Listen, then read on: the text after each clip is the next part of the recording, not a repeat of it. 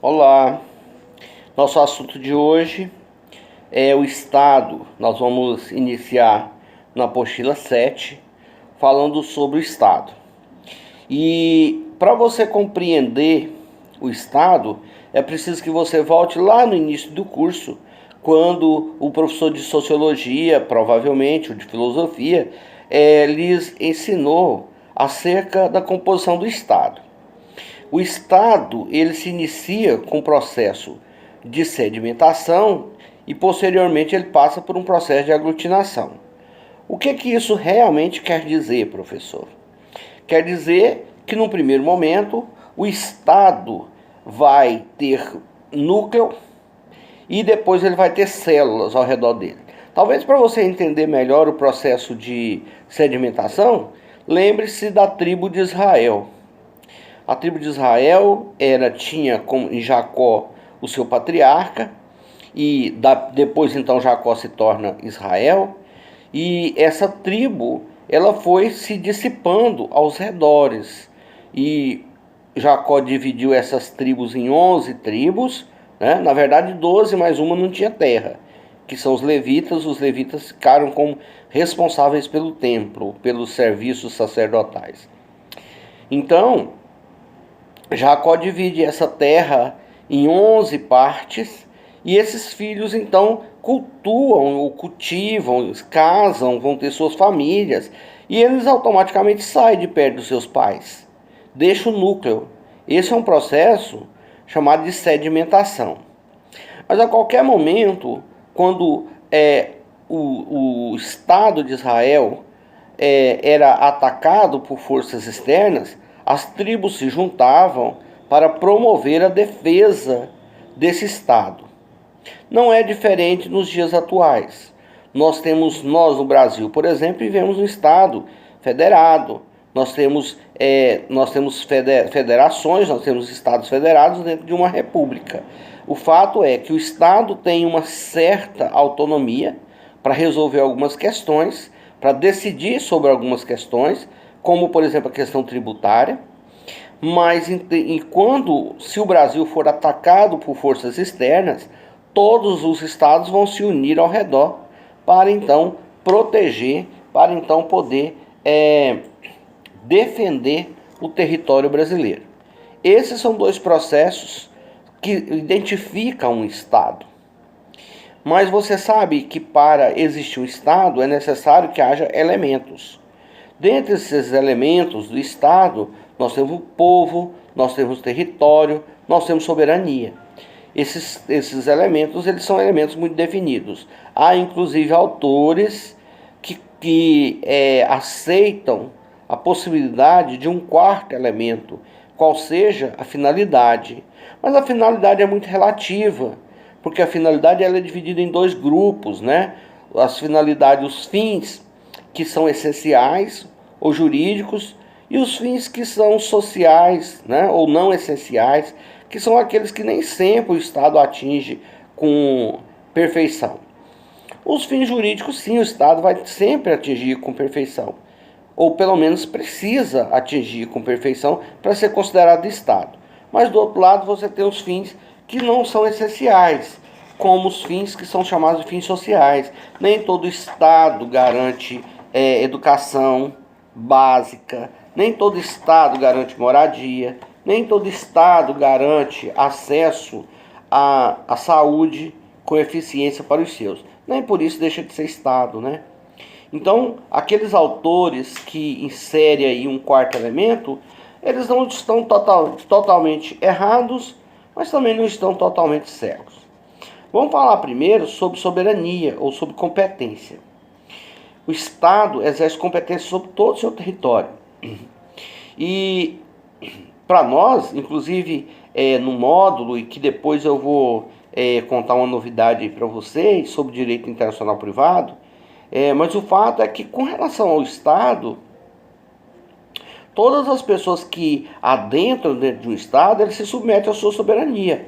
Vale lembrar, por exemplo, daqueles brasileiros que adentraram dentro da Indonésia e tentando levar drogas para a Indonésia. Então, Esses brasileiros foram detidos lá dentro da Indonésia, foram processados, foram executados como a lei da Indonésia determina. Então, nós não podemos nos furtar dessa realidade de que o Estado ele exerce soberania sobre aqueles que estão dentro do seu território. Algumas exceções, como nós vamos falar sobre elas daqui a pouco, mas o fato é que quem entra dentro do Estado precisa procurar saber. Uma mulher que entra dentro do Estado iraniano, ela deve cobrir a cabeça. É uma regra do Estado. E uma mulher que entra no território da Arábia Saudita, ela deve usar burca. É uma regra do Estado. Então, se você não concorda com essa regra do Estado, você não deve ir até lá, porque se você for, você automaticamente estará tendo problemas. Um casal de ingleses tiveram problemas em uma praia nos Emirados Árabes, porque eles estavam na praia e começaram a se beijar na praia, né? E a polícia religiosa foi até lá e os prendeu. Então eles só não tiveram consequências mais graves porque eles pediram perdão, pediram desculpa, disseram que erraram, que sabia que estavam ofendendo, né? Mas o fato é que nem sempre o desfecho é tão feliz assim, né? Em alguns casos o desfecho pode ser bem catastrófico e a gente já vê alguns casos por aí, né? Então quem exerce soberania sobre o território é o Estado e a jurisdição e a competência é do Estado, e se você estiver lá dentro, você vai ter que sujeitar essa competência. E a jurisdição também, claro, né? Salvo algumas exceções que nós vamos citar daqui a pouco. Você pode me perguntar, eu vou depois falar sobre o Estado de Israel, eu vou separar depois uma aula dessas nossas e vou tentar fazer uma coisa mais interativa com vocês e mostrar como foi que foi criado o Estado de Israel. E depois vamos falar também como surgiu o islamismo pelo mundo afora. E aí você vai poder talvez compreender melhor essa relação de amor e de ódio dentro do Oriente Médio, né? Eu particularmente gosto muito do Oriente Médio. Muitas coisas no Oriente Médio me chamam a atenção, muitas coisas me agradam no Oriente Médio, mas eu devo confessar para vocês que com relação a essa questão de religião é algo muito surreal. Com relação ao tratamento das mulheres, a gente que é viajante e a gente que só vai até lá, você não sente necessariamente a realidade, você percebe algumas coisas, mas você não consegue compreender realmente a realidade dos problemas, né? De como funciona. Algumas coisas dá para perceber nitidamente, né? Infelizmente nós estamos aí à distância, né? Não temos a disposição de tempo para contar, para falar um pouco sobre essa percepção do Estado estrangeiro, notoriamente sobre os árabes. Mas algumas coisas eu acho muito curioso nos árabes. Notoriamente, quando a definição de família, né? Eles são muito mais atrelados a essa relação de família do que a gente. Tanto é que para um filho desobedecer um pai, né? Para um filho mudar de religião, para um filho tomar a decisão de casar com uma mulher que não é aquela aprovada pelos seus pais, a mulher nem se fala, né?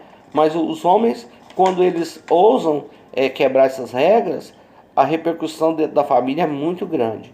Então você só pode entender isso se você estiver disposto a compreender um pouco mais sobre a ótica deles, né?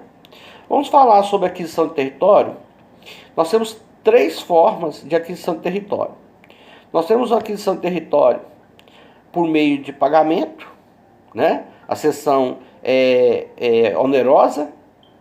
Nós temos uma cessão gratuita e nós temos também a questão a descoberta. Com relação a... Vamos falar primeiro sobre a descoberta, né? A descoberta foi muito utilizada durante a época do mercantilismo, das grandes navegações, e havia 2 maneiras de você conquistar um território. Você poderia conquistar um território através do sistema de terra núleos, que foi o que os portugueses fizeram com relação ao Brasil, né? Eles chegaram aqui no Brasil e se apossaram de uma terra que não tinha dono. Aí você pode dizer, opa, peraí, professor, tinha dono sim, né? Os índios estavam aqui. Mas se você pegar a definição do terra nullius, ela diz assim, que é o descobridor chegar num lugar e descobrir uma terra que não tinha dono. Ou tendo dono, esse dono não oferece resistência. Foi o que aconteceu com os índios, pelo menos no primeiro momento, né? Onde eles não ofereceram resistência porque eles não conseguiam compreender, na verdade, o que é que esses portugueses queriam.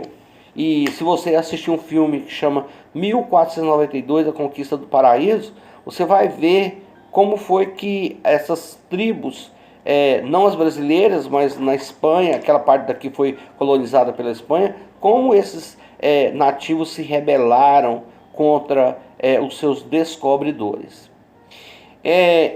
Pode ser também, a descoberta também pode ser por meio de terras derelictas. Terras derelictas foram aquelas que foram colonizadas e posteriormente abandonadas pelo seu colonizador primário. É o que aconteceu com as Ilhas Malvinas, aqui na América do Sul, né? Pelo amor de Deus, não confunde Malvinas com Maldivas, né? As Ilhas Malvinas, elas é território inglês, mas ela foi primeiramente colonizada pelos espanhóis. Quando os espanhóis descobriram que a ilha era pequena, que ela não tinha grandes recursos para oferecer, eles abandonaram a ilha. Posteriormente, os ingleses ocuparam essa ilha. Essa ilha ela é reivindicada atualmente, na verdade, desde a década de 70. Essa ilha é reivindicada pelos argentinos. E o motivo é porque desconfia-se que haja plataformas de petróleo nas proximidades da ilha. Ou não sei se já acharam as plataformas, eu sei que tem petróleo envolvido ali no meio. E a Inglaterra chegou a travar uma guerra na década de 80, se não me falha a memória, foi em 82. A Inglaterra travou uma guerra com a Argentina e a Inglaterra saiu vitoriosa dessa guerra. E ela hoje detém, né, a propriedade das Ilhas Malvinas. Outro sistema é o sistema de cessão onerosa. O sistema de cessão onerosa é o que o Brasil fez com o território do Acre. O Brasil comprou, né, o território do Acre da Bolívia. O Brasil chegou a ter problemas com a Bolívia e posteriormente então selaram um acordo de paz onde o Brasil pagava pelo território da Bolívia. Os Estados Unidos compraram o Alasca da Rússia no início do século XX. A França comprou a Alsácia-Lorena, eu não me recordo agora de quem foi, mas todos esses sistemas são sistemas de aquisição onerosa, onde você paga. Vale lembrar que os tratados que versam sobre aquisição de território têm caráter, né, ad eternum, não pode ser reclamado posteriormente. E tem as cessões gratuitas. As cessões gratuitas elas ocorrem quando há guerra. Nas guerras é possível que um Estado esteja dando parte do seu território para o outro Estado para compensar as perdas que aquele Estado teve. Guarde isso bem fixo, porque lá adiante, quando eu falar sobre o Estado de Israel, tem um fio ligado a essa questão da cessão de território. Porque o território israelense, durante muito tempo, ele foi propriedade do Império Bizantino, né? O império que depois tornou-se a Turquia. E a Turquia apoiou a Alemanha na Primeira Grande Guerra. E ao perder a guerra, eles tiveram que dar algum pedaço de terra para a Inglaterra para compensar as perdas da Inglaterra. E eles deram a Palestina para a Inglaterra no final da Primeira Grande Guerra. Fizeram uma cessão gratuita e deram a Palestina para a Inglaterra numa forma de compensação. Isso no passado foi muito utilizado, tá?